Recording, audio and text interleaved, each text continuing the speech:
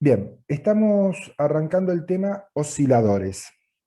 Hay diferentes tipos de osciladores. Podemos ver en el gráfico la curva 1 es una onda senoidal. Tiene un ciclo, quiere decir que arranca en un punto y termina en el mismo valor, y esa forma que está en el ciclo se repite indefinidamente. La 1 es una onda senoidal, la 2 una onda cuadrada, la 3 una triangular, la 4 una diente de sierra. Vamos a arrancar con el oscilador básico, que es hacer un oscilador de onda cuadrada. Para hacer eso, los componentes básicos que utilizamos son una resistencia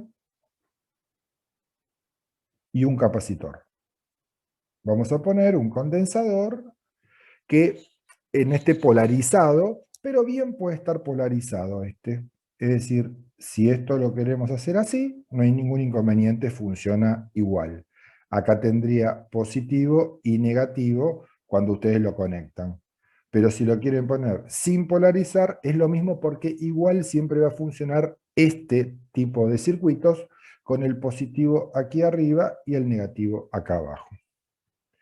¿Cómo lo conectamos? Vamos a conectar tierra y vamos a decir que esto es un capacitor, esto es una resistencia, y nuestro capacitor tiene una tensión. La tensión del capacitor, cuando arrancamos, la inicial, es igual a 0 volt. Yo puedo tener un capacitor que esté cargado, pero nosotros arrancamos con capacitor totalmente descargado. Eso quiere decir que si yo lo grafico en función del tiempo, voy a graficar la tensión del capacitor. Acá, en el instante 0, vale 0 volt. Voy a colocar una tensión positiva aquí. Lo vamos a poner como una tensión de alimentación. Se llama normalmente VCC, y le vamos a poner un valor típico. Por ejemplo, 5 volt. En el instante que yo conecto esa tensión positiva, voy a poder verificar lo siguiente. Aquí va a caer una tensión que es la tensión de la resistencia. Y aquí voy a tener una tensión que es la tensión del capacitor. Desde arriba, desde este punto hasta abajo, la tensión que tengo es la total, la VCC. Y lo que podemos decir es que lo que cae acá y lo que cae acá, en total te da los 5 volts. Entonces, la formulita básica sería que la VCC siempre es la tensión en la resistencia más la tensión en el capacitor. Si la tensión en la resistencia sube, la tensión en el capacitor va a tener que bajar, para que sumado siempre te dé los 5 volts. A ver, el ejemplo sería, por ejemplo, acá cae 1 volt, acá caerán 4. Si acá caen 3 volts, acá caen 2 volts. Si acá hay 0 volt, acá hay 5 volts. Siempre la suma te da el total. Bien, cuando estamos arrancando, decimos que el capacitor tiene una tensión inicial 0. Entonces, si esto vale 0, me queda que la tensión en la resistencia es la total. Bien, en ese instante que la tensión sobre la resistencia es la total, podemos aplicar, como de costumbre, la ley de Ohm. Entonces tengo que la corriente que pasa por la resistencia va a ser igual a la tensión. Dijimos que era la tensión total cuando arrancamos. Entonces es la VCC dividido la resistencia. Quiere decir que hay una corriente que está circulando. ¿Y esa corriente qué hace? Y empieza a cargar el capacitor.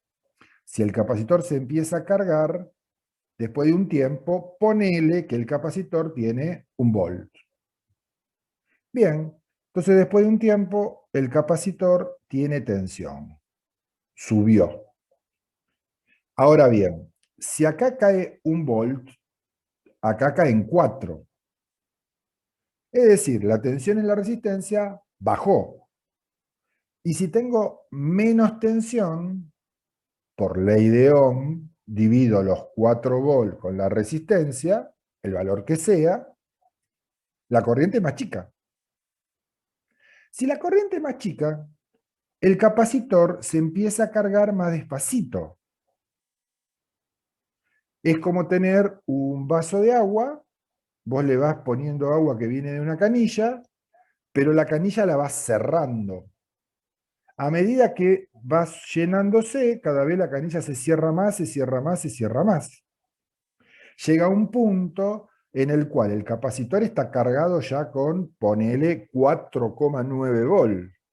¿Cuánto le queda a la resistencia? 0,5. O sea que a esa altura lo que está tirando ya son gotitas. Es como que está casi lleno y viene una gotita, ¿sí? Para llenarlo. Entonces, cada vez la corriente es más pequeña, con lo cual, esto que quiere llegar a el total, a la VCC, es decir, a los 5 volts, cada vez va llenándose más despacito. Entonces, si esto lo graficamos, tenemos una onda que si nos metemos con la matemática va a aparecer el concepto de E a la X. En realidad acá aparece más que la X, E a la T. Pero la fórmula es compleja y no nos vamos a poner ahora. Más adelante lo vamos a ver. La cuestión es que esta curva que estamos viendo, que es la curva de carga del capacitor, es asintótica horizontalmente a la tensión final. ¿Cuándo va a llegar esta curva al valor? Nunca. O en matemática decimos en el infinito. ¿Sí? El límite, ¿sí? En el límite, cuando el tiempo tiene infinito, la tensión del capacitor es igual a VCC. Mientras tanto no lo es nunca. Es como hablar de dónde se cruzan dos rectas paralelas. ¿Sí? Esto sería entonces la carga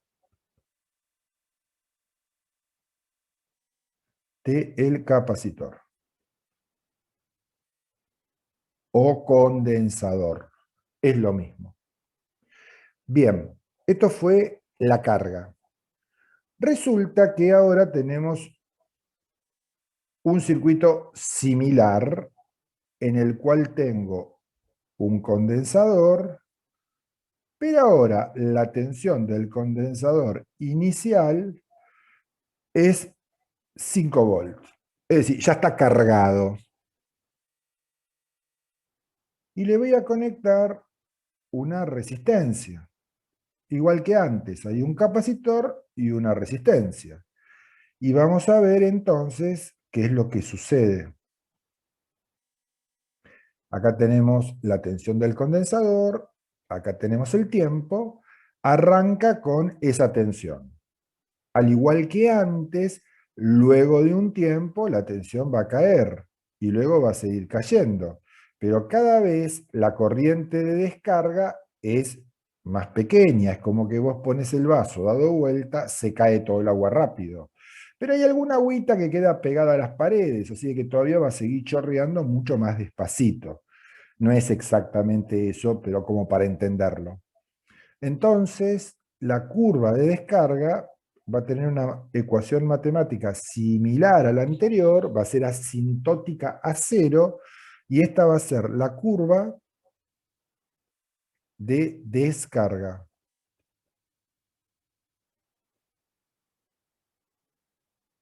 ¿Sí? De el condensador.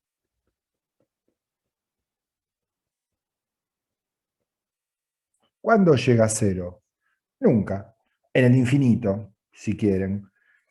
Bien, básicamente entonces lo que tenemos hasta aquí visto es que la combinación de una resistencia y un capacitor te genera una curva de carga o una curva de descarga. Ahora bien, analicemos el final de esta historia. Si yo tengo una resistencia que crece, quiere decir que deja pasar menos corriente. Si deja pasar menos corriente, va a tardar más en cargarse.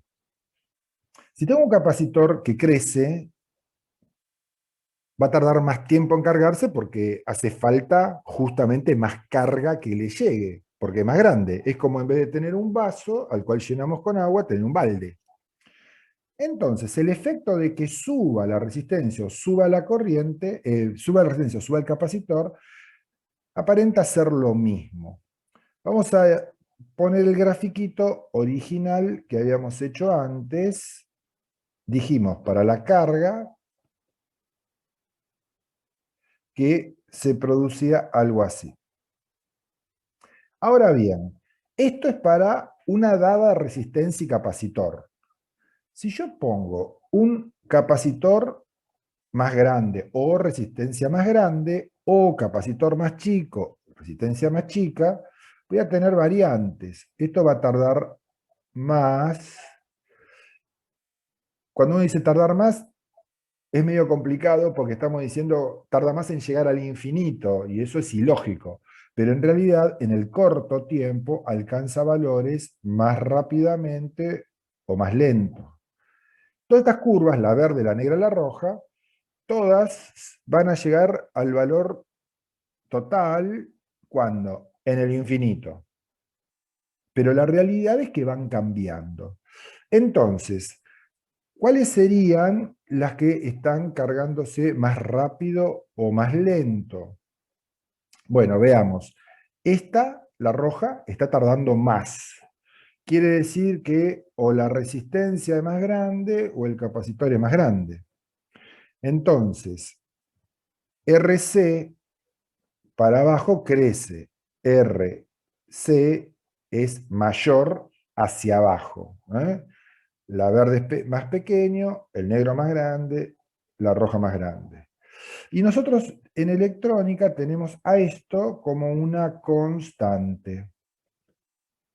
Si R crece y vos querés que se mantenga dentro de la curva que elegiste, el capacitor va a tener que bajar. Si no, cualquiera de las dos que crezca, crece la constante. A esa constante, en general, se la denomina tau. Entonces vamos a tener una constante para la carga y una constante para la descarga, dependiendo de los valores que le pongas de resistencia y de capacitor.